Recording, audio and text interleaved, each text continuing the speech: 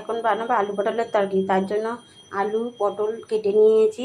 এখানে নিয়েছি টমেটো কুচি, হলুদ গুঁড়ো, আদা কাঁচা লঙ্কা বাটা, ধনে গুঁড়ো, জিরা গুঁড়ো, আর এখানে নিয়েছি ফোড়নের জন্য এলাচ, দারচিনি, লবঙ্গ আর গোটা লঙ্কা। চলো তাহলে আলু পটলগুলোকে পটলটা ভাজতে বসিয়ে দিয়েছি। লাল লাল করে ভাজা হয়ে গেলে পটলটা তুলে নেব। পটলগুলো ভাজা হয়ে গেছে, এবার কড়াইতে দেবো আলু। তার আগে দিয়ে দেবো এই যে ক্যাপসিকাম, গোটা গরম মশলা, তেজপাতা।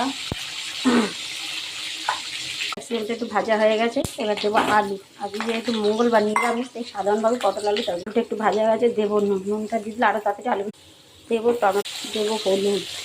এবার টমেটোটা ভালো করে মজে গেছে, এবার দেবো আদা কাঁচা ধনে জিরে গুঁড়ো। মশলাটা ভালো করে কষানো হয়ে গেছে, এবার পটলটা দিয়ে এই যে একটু নেড়ে চেড়ে দেবো জমের মতো। যে জল দিয়ে দিলাম আমি, খানিকক্ষণের জন্য ঢেকে দেবো তরকারিটাকে। তরকারি রেডি। নামানোর একটু ধনে পাতা আর গোটা